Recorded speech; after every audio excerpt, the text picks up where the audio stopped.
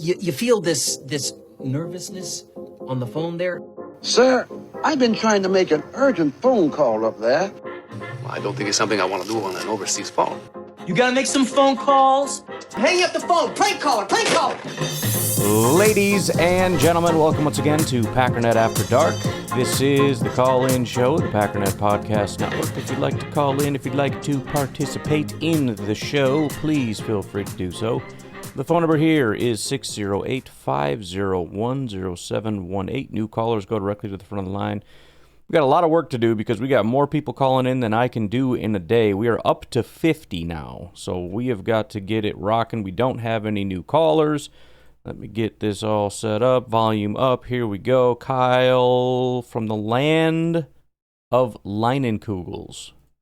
Hey, Ryan. This is Kyle from the Chip.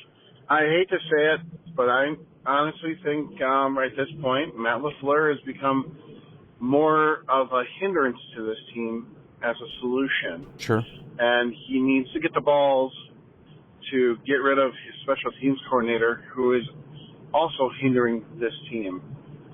There is no way we should have tied that game and have our corners playing 20 yards off on 4th and 2s and 3rd and 6s. Sure.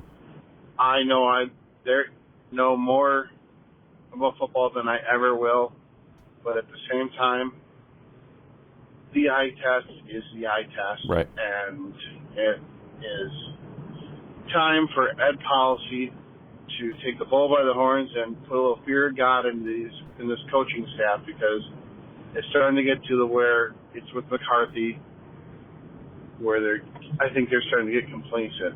Sure. They think they got the golden goose in Parsons. Well, if he can't get there every single down, and our secondary is not going to be able to cover for that long. And what did we do in the draft to help our secondary? If anyone has the answer to that, please let me know.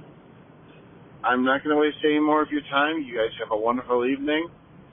It is only up from here, I hope. Have a good night. Go, Pat, go. Yeah, and that's what it always comes down to. I mean, at the end of the day, you know, I've said what I've said about my thoughts on Matt LaFleur and my thoughts on Brian Gutekunst, but those are always thoughts about in the past. You always have to, every opportunity is an opportunity to prove that you belong in this job.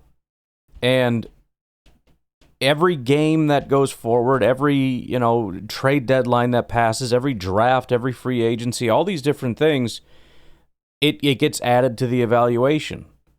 And I've been a staunch Gutekunst and Matt LaFleur supporter up to this point. I do think that more and more criticisms have come forward about recent events, and I think that, I don't know that I 100% am on board with all of them, but there's always been things that have annoyed me about at least Matt LaFleur. There always have been. Like his comment about if I knew, then we wouldn't have had that problem. It's like, okay, well, it's your job to know, so please go find out and get back to me. He doesn't seem to be doing that as much anymore. He does take a lot of accountability, which I do think people maybe read too much into. I'm not talking about you specifically. That had nothing to do with your points, but every time something happens, Matt LaFleur says it's my fault, and then everyone says, see, it's his fault, so he should be fired. It's like he's just taking the blame for something that somebody else did wrong, because ultimately the buck stops with me, right? I get that, but sometimes it's not necessarily his fault. But yeah, I mean, I think the first 2 weeks kind of set the bar high, and it should. Because sometimes it's hard to tell. Like, do we have the players and we just have bad coaches that can't get it done? Which you mentioned McCarthy. This is exactly, if you're one of the OGs, you probably remember. I think it might have been my first season doing this, maybe my second. I don't know if it was 2017 or 18 that I started this. Can't remember. But, the comment I had made is I don't know if we have good players and the coach just can't get the best out of them, or if we just have bad players. But either way, the team is not performing. And it's one of those two, if not both of those things, meaning there's no excuse for not moving on from one of them, either Ted Thompson or Mike McCarthy. based on what we saw the first 2 weeks, we know definitively we have the players. This isn't like a Brian Gutekunst's defense type of thing, but in reality, give me a break if we're going to say we don't have the players. Now, to your point, yes, the corners, we didn't do a ton. My defense of that was that there's not a ton we could have done. I know that there were names out there. I can go back and revisit to see how some of these guys are doing. In fact, let me just pull up Amos real quick, because I know that was a big name, and I don't think he had a bunch of injury issues, so that was kind of the one that was maybe doable, Trey Amos. Everybody else had some pretty serious issues, especially in regard to injuries and whatnot. So right now he's at a 59.8 grade, 59.9 coverage grade. Not terrible. In fact, 2 of his 4 games are actually quite good against Las Vegas and Green Bay. But so far, if he were a Packer, I don't know that it would have been a massive benefit. Who knows? Maybe with Halfley it could have been. I don't know. Let's see how the draft class as a whole is doing, because I don't know. Draft year 2025. We'll do minimum snaps here. So Jacob Parrish and Will Johnson are the 2 guys. Will Johnson, which I really came around to, but he fell to the second round. That's right. I forgot about that. Here's the thing, though. He had injury issues. He's already out. He played week 1 and had a 90 coverage grade. Just phenomenal week 1. Week 2 was not as good against Carolina, and he's already out. So the injury is already a problem. The other guy is Jacob Parrish, who is a 3rd-round pick. I don't even remember him, out of Kansas State. But he's been phenomenal. He's a slot corner, which would have been a little weird considering we already have 2 of those. Maybe that's why I don't really remember him. Jade Barron has not done very well. Trey Amos, 59, like I said. Benjamin Morrison, 57.8. Denzel Burke, 59. None of the other names I really remember. Who else do we have here if we get rid of the minimum snaps? We do have to hurry. I should probably speed this up. But Azarie Thomas is another one. He actually is grading out pretty well. He was drafted later. He was a 3rd-round pick. But he only played in 2 games, and it was he's played 15 snaps, so he's not even starting right now, although he does look pretty good, so who knows.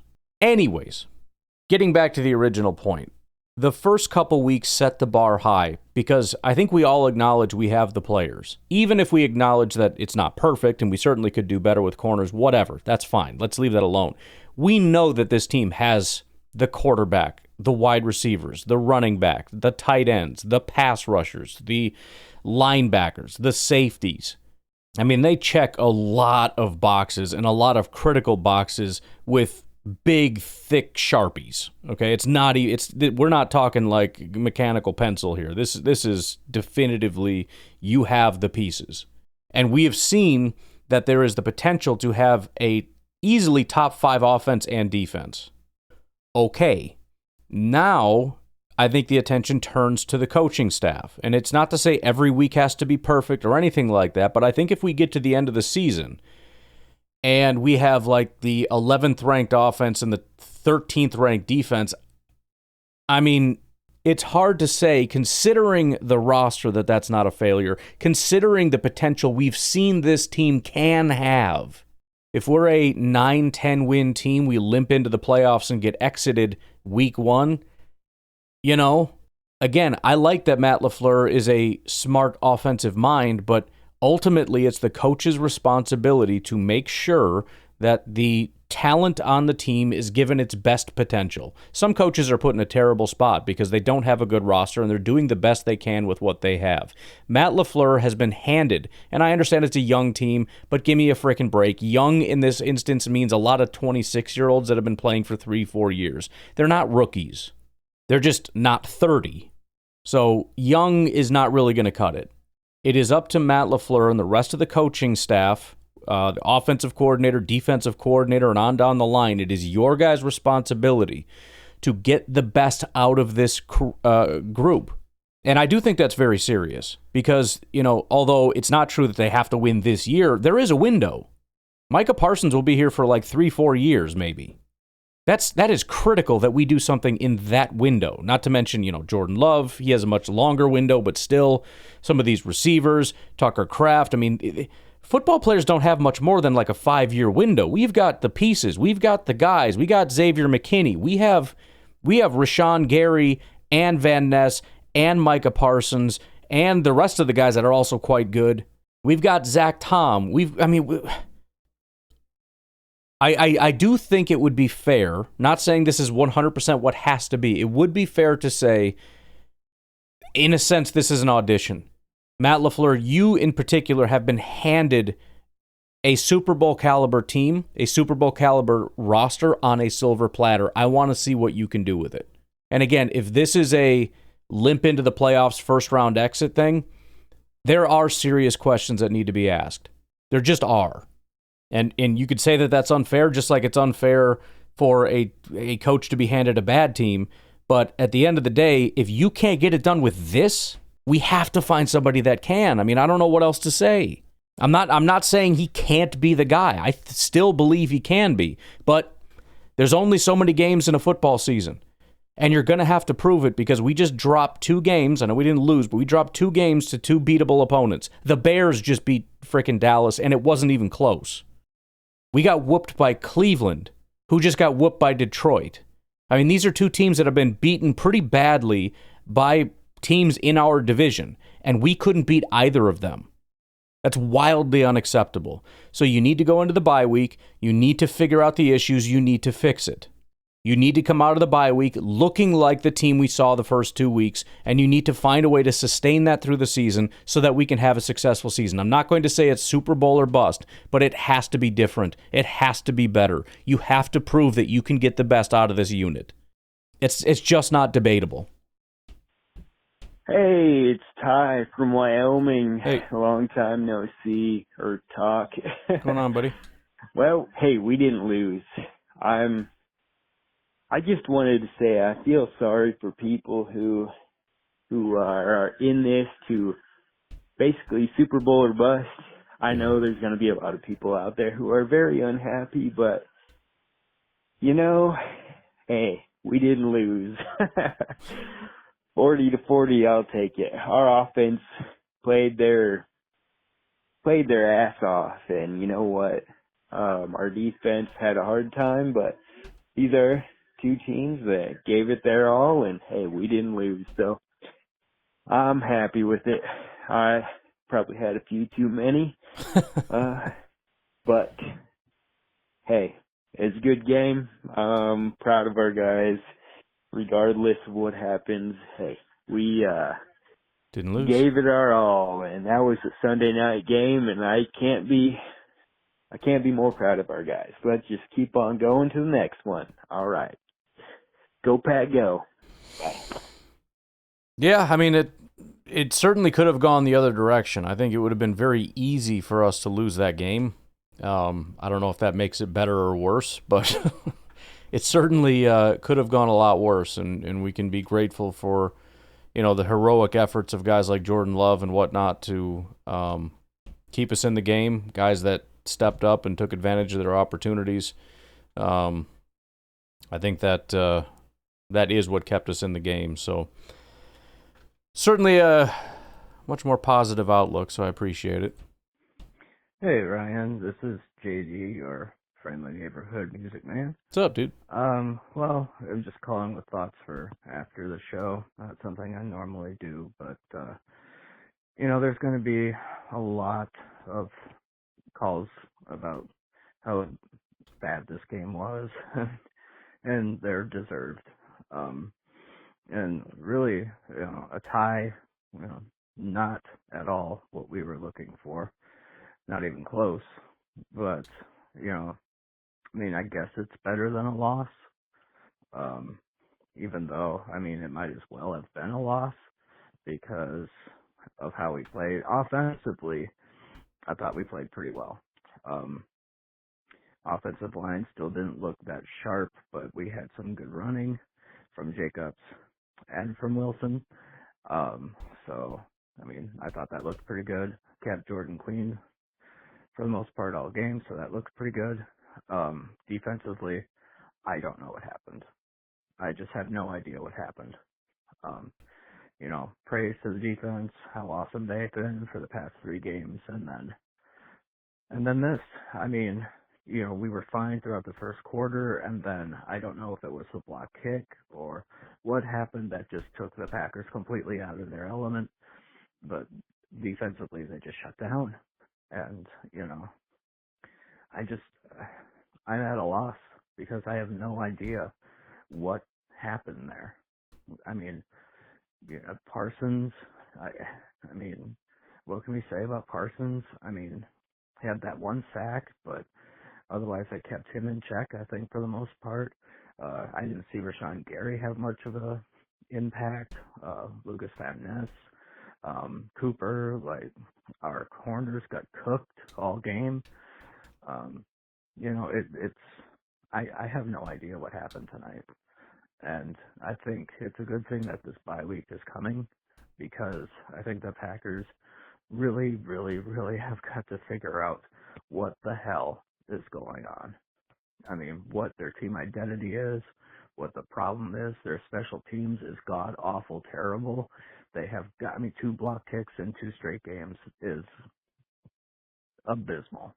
I'm almost done. I'll call that. Yeah, and that's, like I've been saying, that's what they have to figure out. Hafley in particular, and again, I have a level of trust for Hafley, but there is no question they have to figure it out, because it wasn't good enough. I mean, there's no question. I mean, our guy Parsons did have a pretty big impact, although it was just the one sack, and they also, I mean, one of the things I would do immediately if I was policy or LaFleur or whoever, I would send to the league office every single time our guys were held and just say, this is unacceptable. It's just, I mean, it's just, again, I don't want to Ryan, Steve up in Alaska. Well, that was pretty unsatisfying. I don't know what button I pushed, but it's the one that goes right to the next call. That's interesting. I know that holding happens and all that kind of stuff. I mean, it's every play. I don't know. And there's a ref that stands behind there. I mean, how do you just... I don't know. I don't understand that. Anyways, go ahead, Steve. I think got a buddy of mine here in town who's a Cowboys fan. And, just had to walk away going, okay, that was all right. You did it. Yay. So that happened. But all in all, it was an exciting game. I'll give it that. I don't know what happened with the defense. They were playing so well so early. It's hard to think that special team screw up made us not be able to play. The only thing I can pin it on is Wyatt went out right about the time that it seemed that we couldn't stop him anymore. So I don't know what's up with that. But that special teams gaff of, giving up those 2 points like that was huge. Honestly, it's the game. It's the play that made the game the way that it was. So we got to do something about that. And plus, I don't think we did that well anyway. We weren't picking up. We were getting blocked out, and they were getting good yardage on us, and we weren't getting anything in return. Granted, the kicker was fantastic, but, we need to get a kicker that works better in that area. We got to figure out something with that. Or training. We've got to learn some new skills, send them to school somewhere. Offense, I think the offense did great. It had a little stutter there in the second quarter, but all in all, I mean, you throw up 40 points, you threw up 40 points. I don't like the last 3 plays of the game. I don't like the play calls. I don't like what the decisions were by the players on the field. I think those last 3 plays almost cost us our tie. Good Lord, almost cost us our tie. But yeah, that kind of baffled me. That really kind of baffled me. I don't know why you throw a wide receiver screen, and I don't know, in that position, we can take dumpers into the end zone, or, to the 1, 2, 3 yard line, and you're throwing up a wide receiver screen decision. And then Jordan's decision to dump the ball off to the running back who had 3 guys barreling down on him. He's not going to get out of bounds. So that's clock running. If he just guns it over his head, okay, it's no big deal. Clock stops. We got time to make a decision. And then that last play, down the ball.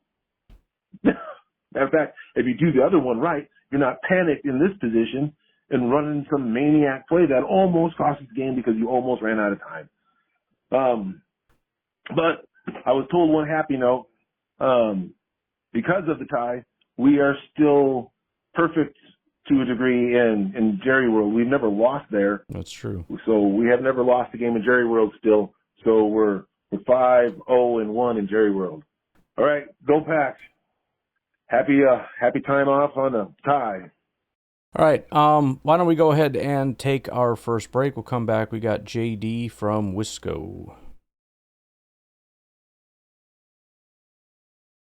Yeah, JD, Music Man, how's it going? Just finishing my thought. Yeah, special teams blunder. Hey, we have to figure out what's going on here. I mean, 2 block kicks in 2 straight games is flat out unacceptable.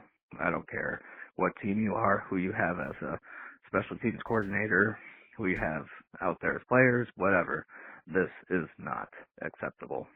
So that has got to get worked out. It just has to. And defensively, I don't know. I really don't know. I am now officially at a loss at what to expect from this team. I don't know. I don't know if this is a good team. I don't know if it's a bad team. I don't know if it's a mediocre team. I don't know if it's a playoff team.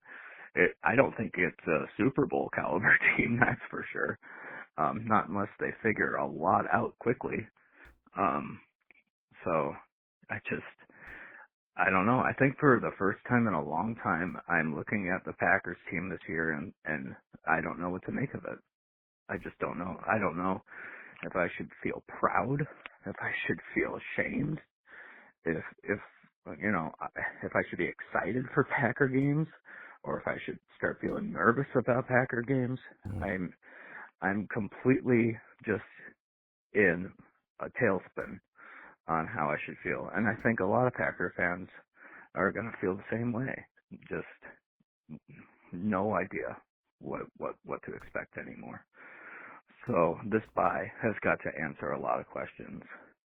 They have to figure stuff out before they move on here.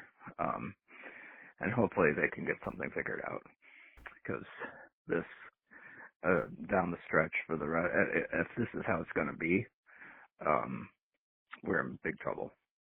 So anyway, like to your thoughts. We'll talk to you later. Well, yeah, and there's a couple ways you could spin it, but it doesn't actually fix anything. So, for example, I was thinking about the whole block kick thing. Well, apparently that's an epidemic across the league. There's a ton of block kicks going on. Here's the issue. Even if you wanted to use that as sort of a get-out-of-jail-free card for Bisaccia, who's doing the blocking and who's the ones getting blocked? If it's an epidemic around the league, why aren't we blocking kicks? Did the NFL kind of figure out a way to do this? So some teams kind of figured it out and others didn't? Guys like Rich Bisaccia are on the side of not being ahead of the curve like some other guys are. Again, it doesn't really make anything better. And then as far as, the team performance, the only positive spin I could think putting on it would be, we've been here before. This is a much better start than what we've had since 2022, where every year we get off to a slow start and then we really ramp it up. Okay, but that's not okay. It shouldn't be that way. If you have a team that's good enough to be one of these top teams, it shouldn't only do that for 2 months a year. The first half of the year is a waste. The second half, we end up trying to catch up to everybody else. And then it starts to fall off right around playoff time. So it pops up for 4 weeks? I mean, that's not okay. Either be a good team or don't. The fact that we are a good team and we can demonstrate that we're a good team, we just don't put it on the field even 50% of the time, it's a serious problem. And, I don't know. I don't know what else to say. Again, I don't think there's as much of a debate. There's probably less of a debate now than there's ever been, in my opinion, going back to for a long time, that we have the team. I think there's been many times that we've had the team. 2020, I think even 2019, although we were relatively new. 2021, 2022, Rodgers kind of fell off, so I don't know that we could say we had the team then. 2023, I think Jordan was playing at a pretty high level. We've had the guy. I think you could argue that we've had good enough players to be successful. This year, more than maybe any of those years, we absolutely have the team. We absolutely have the team. 2020 was like perfect, but it was more offense than defense. You look at being well-rounded, this is the team. And flukes can happen. I get that. But it's now 2 weeks in a row, and it's 50% of our entire season. So there does need to be a rapid bounce back so that when we look back on this, we say, oh, look how silly we were when we overreacted to those two games, one loss to a great defense, one tie to a great offense, and came back from the bye, figured it out, dominated everybody, and went on to win the Super Bowl. Oh, what a wonderful year, and we were so silly back then, weren't we? But again, as of right now, 50% of our season and the most recent part of our season doesn't give me a massive amount of hope that that's the outcome we're going to see. The fact that we've seen the team turn around, the fact that we have a good roster and all that, that does give me some confidence. But again, we shouldn't be in these situations. We shouldn't have to sit here and just have so many instances of just expecting it to get better because that's what happens all the time. We go through these patches of being bad all the time, and then we end up being good until the playoffs, and then we're bad again. Bro, if you have a good roster and you can be good, then be good. You know, I mean, last year, I guess, was probably the best example of just kind of being good across the board. They couldn't beat the elite teams, but they were pretty consistently good, and that's great. But we're kind of getting back to 2023, 2022, where it's like, oh, the first half of the year is not good, but then don't worry, it'll pick up. No, I don't want to do that. I'm not saying it has to be perfect all the time, but I don't want to waste an entire half of a season trying to figure it out. You know, it's one thing when you got these young guys, and there's always plenty of excuses out there, but at some point the excuses run out and just say, you know what, everybody's got crap to get through. Everybody's got crap to figure out. Figure out your crap. I don't know what else to say. And what's up, man? Kyle from Madison. So that happened. You know what? I'm confused with how to feel because I wanted to see the offense come alive after the dismal performance last week, and they definitely did that. I mean, there's no doubt about that. I really genuinely thought for some reason I thought we had another timeout at the end there. So I'm thinking, okay, we're going to take that timeout with 19 seconds. We're going to at least get something drawn up. And then I realized, like, oh, crap, no, we don't have a timeout. That's a little, I mean, yeah, you like to get a playoff there, but my goodness. I guess when you're staring down a loss or a tie, it changes the calculus a little bit. But thank God there was 1 second left there. But so it's like the offense, I thought, played better. It's weird. Like, I don't know if it's running style or what's going on. Like, Jacobs had a good game, but Wilson brings something different that, like, for some reason he seems to be able to get a couple more yards between the tackles that Jacobs just doesn't, and I don't really quite understand it. I mean, I think Wilson's a hell of a back. I don't know what's going on there, or if it's that when Wilson's in, the defense is a different look. I don't know. But it certainly seemed like he provided a nice spark there. I thought there was going to be a freaking walk-off touchdown. Oh, man. Wouldn't that have been sweet? Special teams, I mean, what can you say? I mean, they had obviously 2 big field goals, but to give up such a ridiculous return in overtime, well, and really most of the game seemed like, maybe I'm remembering wrong, and then to get a freaking extra point blocked, I mean, what? I mean, you don't know how the butterfly effect works there, but God, just to spot them too, and Dallas is doing absolutely nothing. Thought our offensive line looked better, but better than putrid, you know. I don't know. I'll have to watch it again. And then the defense, you know. If a team's going to have that much of a plan for Parsons, you'd really like to see some of the other guys get more opportunities than they did. I thought the Cowboys actually did a really good job getting rid of that ball. But, I mean, to hang 40 on this defense, I don't even know what to think about that, man. I really don't. Be interesting to kind of hear what the film people have to say about that. But I guess it's a draw, better than a loss, barely. Talk to you later. Yeah, it'll be interesting. We'll see what the consensus is coming out of it. Again, I kind of have my theory, but at the end of the day, it doesn't really matter. What matters is, I mean, outside of our just general curiosity, is can Hafley identify it and fix it? And again, I want to say that I'm confident. I mean, what we watched the first 2 weeks was so insane. But the only thing that, again, has me nervous is, well, it doesn't matter. It doesn't matter. It'll be all right. It'll be fine. We got 3 beer cheese coming up, so why don't we take our final break right here? We'll come back with some beer cheese.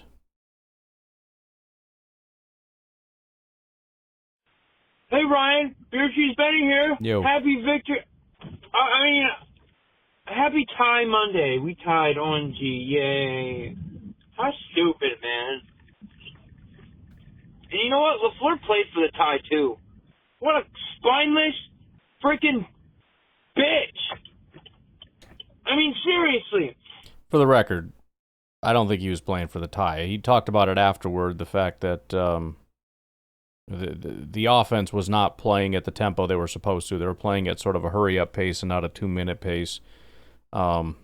We didn't see him on the sidelines screaming, hurry the hell up, which would have been nice to kind of confirm whatever, but it sounds like the players didn't necessarily play, and probably Jordan didn't necessarily play the right way, and I don't know exactly how that works in terms of what calls get made and how, but again, I think it's Matt LaFleur's fault as far as like a whole buck stops here thing.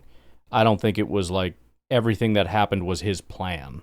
Like, guys, slow down, take it easy. Okay, huddle up. Now we're going to call, we're going to throw a screen to the receiver and all that kind of stuff. I think this was them running the 2-minute and Matt LaFleur kind of just watching on the sideline as it all happened. Son of a gun. I can't touch anything without everything breaking. All right, go ahead. You calling these screen passes. You're right in the red zone, basically. I think they were. What in the hell? And then they don't hurry up. I'm literally sitting there like 40 seconds on the clock or whatever, 20, 30 seconds. I'm like, come on, we gotta go. And they just don't do anything. Totally undisciplined, totally outcoached. He played for the tie.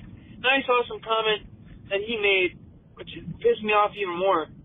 He's like, well, if we would have known or whatever that it was this, whatever, we would have went a little faster. What do you mean? I mean, dude, I'm just so done with LaFleur, man. Conservative-ass play calling, man. And I've defended Matt LaFleur a lot, man. I can't do this anymore, man. I can't defend his ass anymore with this crap. I mean, also, what the hell was that defense, man? Just stupid, man. I don't know why we didn't take shots at the end zone earlier on. To where it didn't have to get to the point where they, left 1 second on the clock. They damn near blew that game because I don't know. And also, what is Jordan doing? Like, does he even think? Like, does somebody always have to make a decision for him? I don't know. Like, he clearly, he can't think and then override the coach. Which shouldn't have to happen. The coach should just, maybe be a little bit freaking smarter. I mean, this is so stupid, man. And our defense, again, nowhere to be seen. Nowhere to be seen. I truly don't know how this gets fixed because, the Cowboys suck, dude.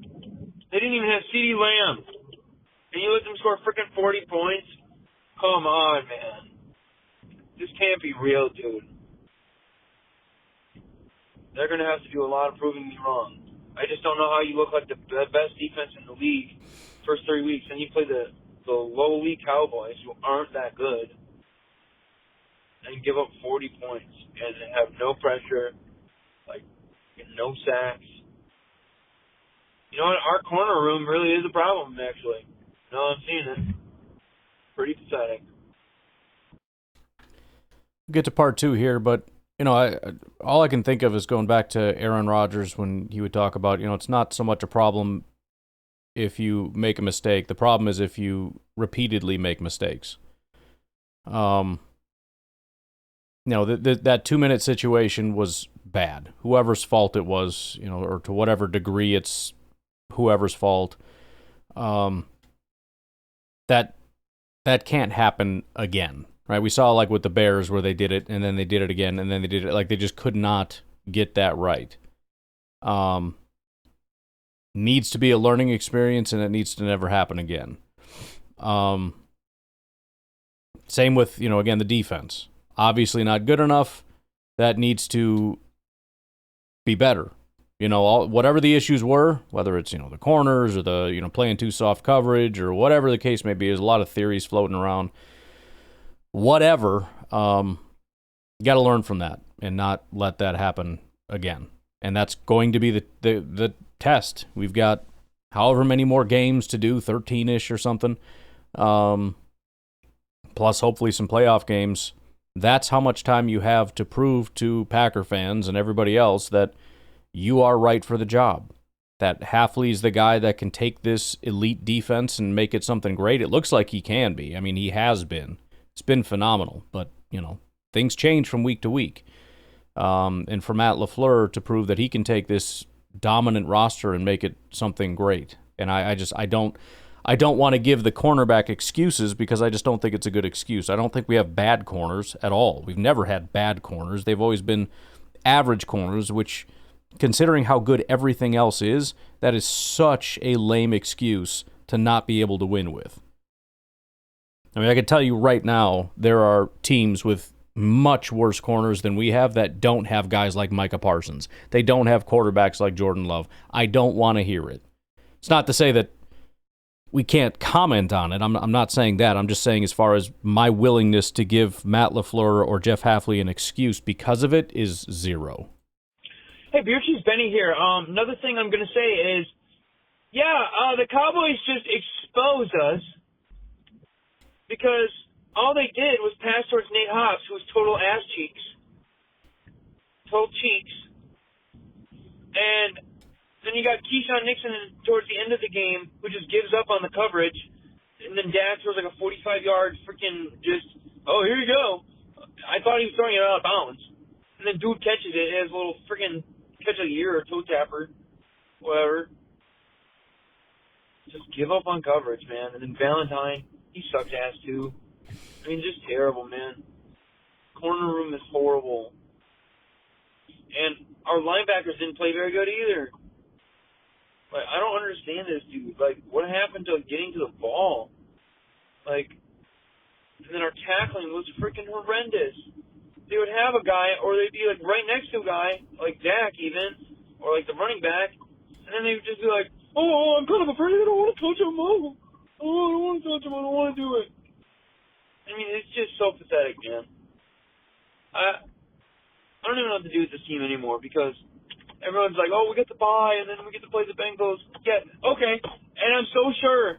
I'm so sure that we're going to have gotten it right and, be able to beat Jake effing Browning.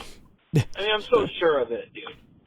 Come on. What that we have done should make anyone think that we can win any game against any team with any dog crap team or roster. I mean, seriously. What am I supposed to think? We just tied. I mean, this tie could be the difference between us making or missing the playoffs. I mean, literally. I am just so effing pissed off.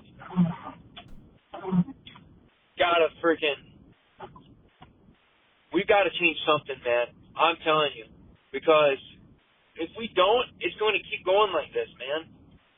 Something's got to change.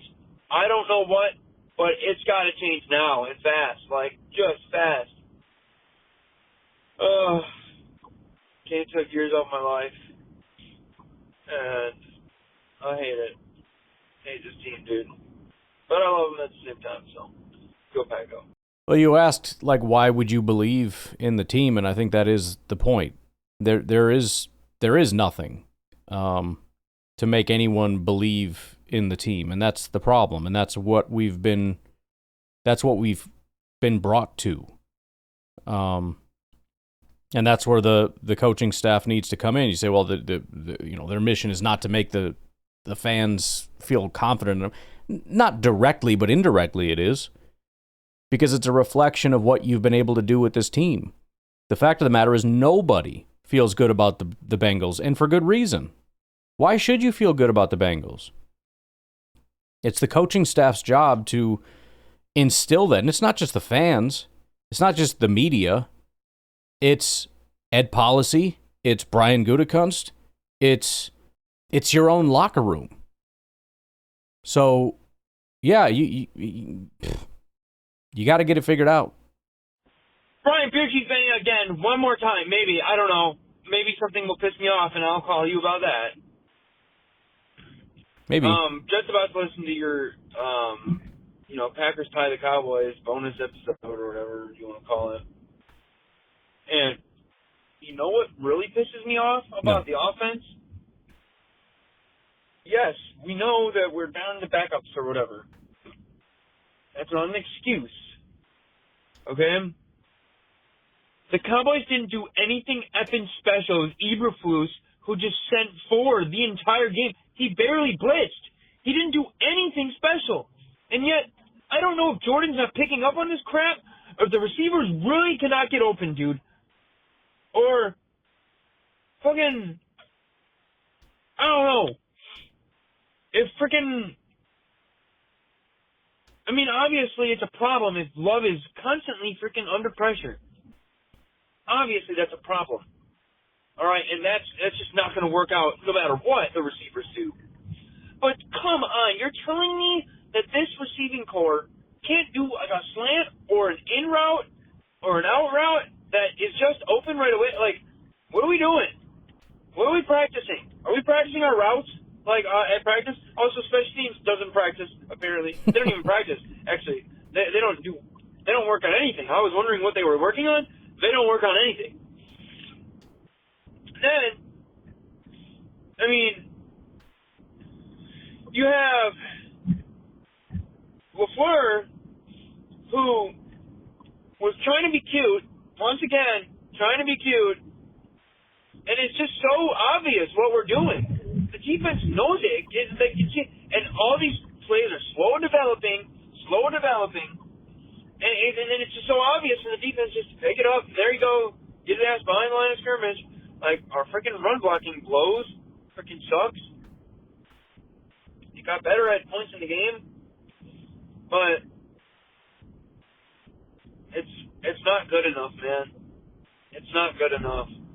And we are going to be lucky to make the playoffs, man. I am not trying to be that kind of guy, that doom and gloom, but Doomer.